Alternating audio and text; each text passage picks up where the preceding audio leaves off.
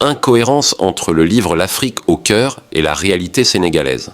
Bonjour, ici professeur Dieng. Aujourd'hui, nous allons parler de parole et de réalité. Macky Sall affirme être le leader de l'Afrique. Mais au Sénégal, les résultats concrets peinent à apparaître. Il parle de développement pour tous.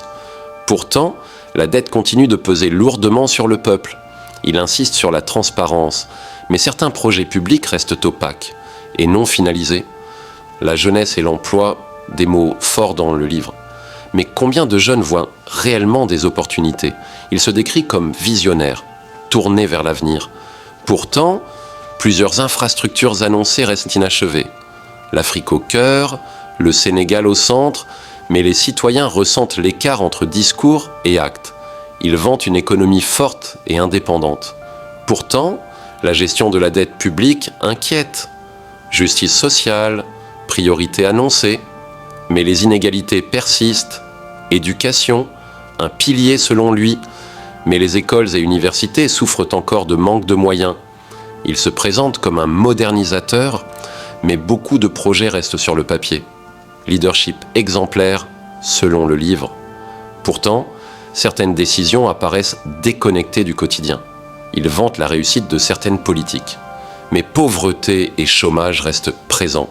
Le Sénégal modèle en Afrique, mais certains secteurs restent fragiles et négligés. Innovation, au cœur du livre, mais les jeunes entrepreneurs manquent souvent de soutien réel. Réforme et modernisation, promues, mais des services publics restent inefficaces et lents. Solidarité et progrès, des mots. Mais le quotidien de nombreux citoyens révèle un écart. La santé, priorité affichée, mais de nombreux hôpitaux sont sous-équipés et saturés. Le Sénégal leader en Afrique, mais des villages n'ont toujours pas accès aux services de base. Réussite économique, vantée, mais inégalité régionale et pauvreté persistent.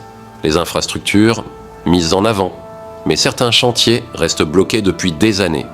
Proximité avec le peuple, revendiquée, mais beaucoup expriment frustration et désillusion. Éducation, annoncée comme priorité. Mais écoles et universités manquent toujours de ressources. Innovation pour l'Afrique. Mais l'accès au numérique reste limité pour de nombreux jeunes. Rôle du Sénégal dans le continent. Mais certaines décisions locales laissent des questions sans réponse. Progrès durable, promu, mais la gestion environnementale reste un défi. Transparence financière, mise en avant. Mais certaines transactions publiques restent floues. Rôle des jeunes et de la diaspora. Mais peu d'actions concrètes répondent à leurs attentes. Stabilité économique, vantée, mais la dette et le coût de la vie inquiètent. Visionnaire, selon le livre. Mais certaines décisions semblent improvisées et contradictoires. Le livre insiste sur l'inclusion sociale, mais certains quartiers restent oubliés. Égalité des chances, promue, mais des zones rurales manquant toujours d'infrastructures essentielles. Développement économique, un leitmotiv, mais le chômage des jeunes reste préoccupant. Macky Sall parle d'investissement dans l'agriculture, mais beaucoup de producteurs se plaignent du manque de soutien réel. Le livre vante la modernisation des villes, mais certaines régions n'ont toujours pas d'eau potable ni d'électricité fiable. Il parle de renforcement du secteur industriel, mais de nombreuses entreprises locales peinent à survivre. La santé publique, selon lui, est prioritaire, mais la mortalité maternelle et infantile reste préoccupante. Il insiste sur l'intégration africaine, mais le Sénégal doit encore relever des défis internes majeurs. L'Afrique au cœur, slogan ambitieux, mais le quotidien des Sénégalais montre que beaucoup de promesses restent théoriques. Il vante l'accès à l'éducation, mais des milliers d'enfants sont encore exclus du système. Promesse de création d'emplois. Mais le marché du travail reste saturé et peu inclusif. Il parle de modernisation numérique, mais le digital n'a pas encore atteint toutes les couches de la population. Soutien aux entrepreneurs, affirmé, mais les financements restent insuffisants et inaccessibles pour beaucoup. Il se décrit comme un bâtisseur, mais certains projets restent inachevés depuis des années. La sécurité sociale, selon le livre, est un axe prioritaire, mais beaucoup de citoyens n'y ont pas accès. Il évoque la stabilité institutionnelle, mais les décisions administratives sont parfois lentes et inefficaces. Le livre parle de justice et équité, mais les inégalités persistent dans l'accès aux services. Rôle du Sénégal dans l'Afrique, mais le développement interne reste fragile et inégal. Il parle d'industrialisation et de prospérité. Mais beaucoup d'usines sont encore fermées ou peu productives. Promesse de renouveau économique. Mais la dette publique continue d'augmenter. Il promet le renforcement de l'agriculture. Mais de nombreux producteurs manquent toujours de soutien et d'intrants. Le livre vante l'industrialisation. Pourtant, beaucoup d'usines locales restent fermées ou inefficaces. Il parle de modernisation des villes, mais dans certaines régions, l'électricité et l'eau potable font toujours défaut. Macky Sall met l'innovation au cœur du développement. Mais l'accès au numérique reste limité pour beaucoup de jeunes. Il évoque la justice sociale.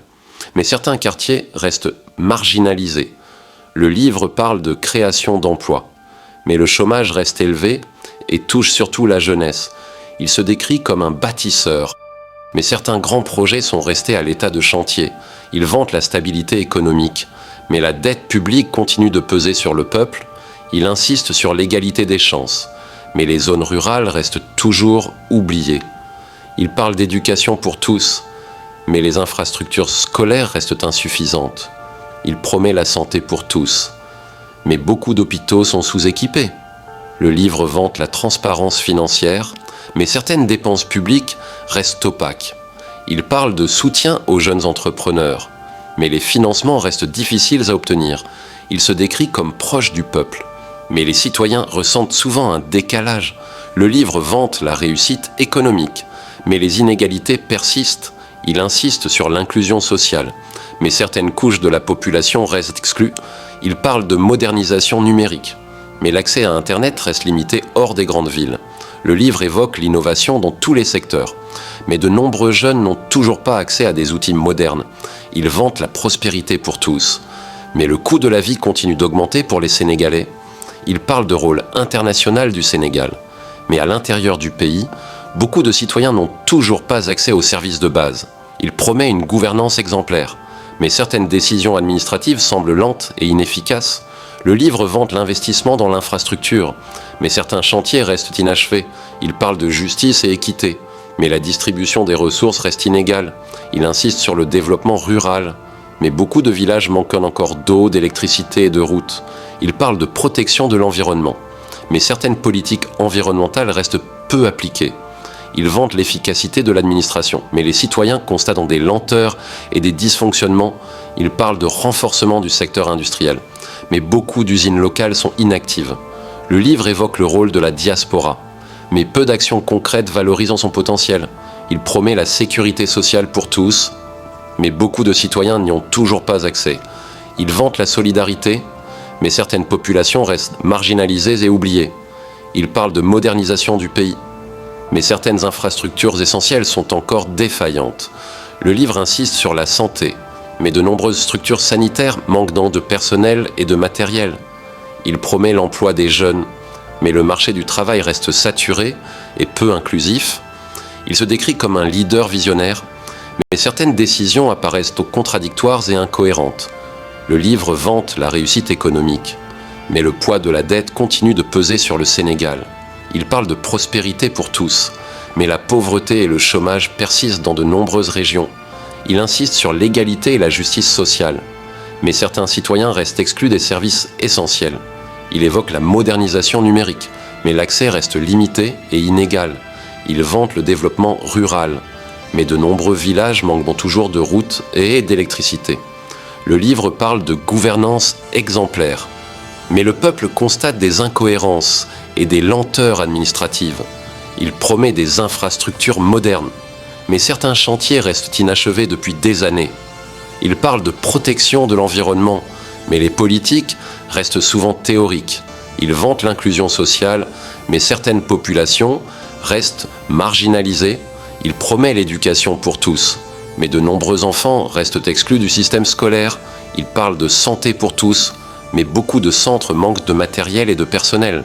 Le livre vante l'économie sénégalaise, mais la réalité montre que de nombreux citoyens peinent à joindre les deux bouts. Il insiste sur l'emploi des jeunes, mais peu de mesures concrètes améliorent réellement leur situation. Il parle de transparence, mais certaines dépenses publiques restent opaques. Il vante l'influence du Sénégal en Afrique. Mais à l'intérieur du pays, beaucoup de citoyens attendent toujours des services essentiels. Pour conclure, Nous avons vu les incohérences entre les mots et la réalité. Il est temps pour chaque Sénégalais de comprendre et de réclamer un vrai progrès pour notre pays,